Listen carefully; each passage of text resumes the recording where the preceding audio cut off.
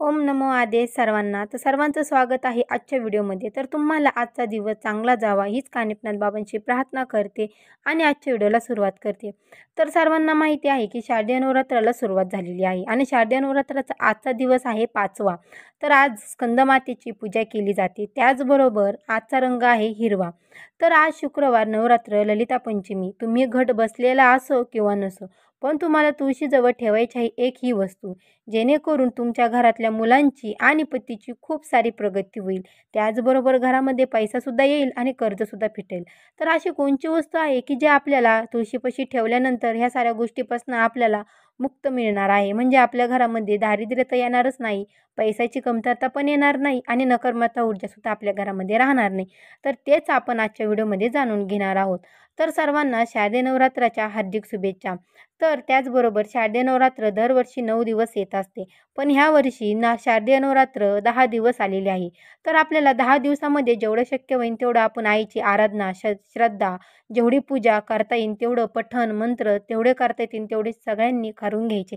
कारण की अवघे आपल्याकडे 10 दिवस आई आपल्या घरामध्ये विराजमान आहेत. तर आपल्याला जेवढी आईची काळजी करता येतील, जेवढी आपल्याला आईची सेवा करता येईल ते सगळं करून घ्यायचं. जेणेकरून आपल्याला आईचा आशीर्वाद तर मिळेलच, आपल्या मुलाबाळांना, आपल्या लेकरांना, आपल्या पतींना सुद्धा आपल्या कामामध्ये, आपल्या संसारात भरभराटा सुद्धा येईल.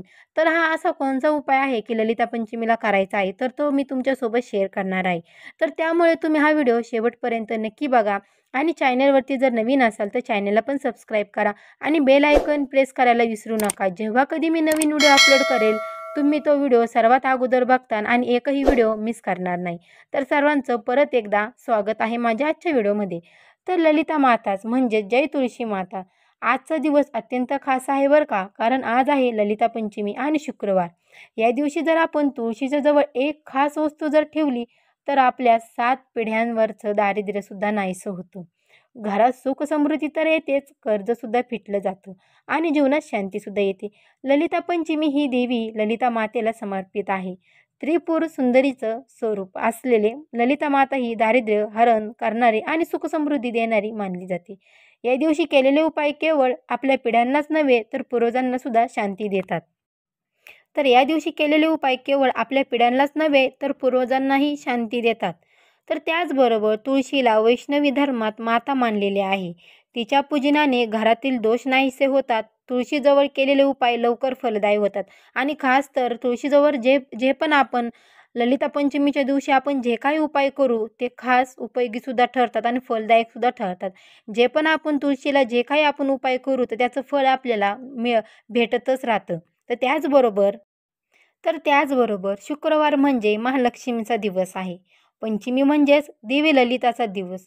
या दोन्हींचा योग असा दुर्मिळ प्रसंग आहे की आज तुळशीजवळ वस्तू ठेवण्याने दुर्मिळ परिणाम होतो. तर तुम्हाला तर आज शुक्रवार म्हणजेच ललिता पंचमीला तुळशीजवळ हा एक वस्तू ठेवायचा आणि हा साधा उपाय आहे. तो श्रद्धेने करा, विश्वासाने करा. नक्की तुमच्या घरात सुखशांती येईल, कर्ज फिटेल आणि 7 पिढ्यांचं दारिद्र्यसुद्धा नाहीसं होईल. तर बघूया, तर हा उपाय कुणी करायचा, कधी करायचा, कोणत्या वेळेत करायचा आणि किती टायमाला करायचा आणि केव्हासुद्धा करायचा. तर आज आपण ह्याच व्हिडिओमध्ये जाणून घेणार आहोत. तर तुम्ही हा व्हिडिओ शेवटपर्यंत नक्की बघा आणि जर तुम्ही चॅनलला पण सबस्क्राईब नसेल केलं तर लवकर सबस्क्राईब करून घ्या, जेणेकरून सर्व व्हिडिओ तुम्हाला बघायला मिळतील. तर चला बघूया. तर त्याचबरोबर हा उपाय जर तुम्ही करत असाल तर तुम्हाला सकाळी लवकर उठून स्नान करून छानसे कपडे, वस्त्र परिधान करायचे आहेत. जेणेकरून आपल्याला पूजा करायची म्हणल्यावर आपण सर्वात अगोदर स्नान करून, स्वच्छ परिधान करून, वस्त्र परिधान करून आपल्याला ही पूजा मनभावे श्रद्धेने पूर्ण करायची आहे. कारण की देव हा उपासाचा भुकेला नसतो, श्रद्धाचा भुकेला असतो. जेवढी आपण त्याची पूजा करू, पाठ करू, मंत्र करू, तेवढं देव आपल्यावर प्रसन्न होतात.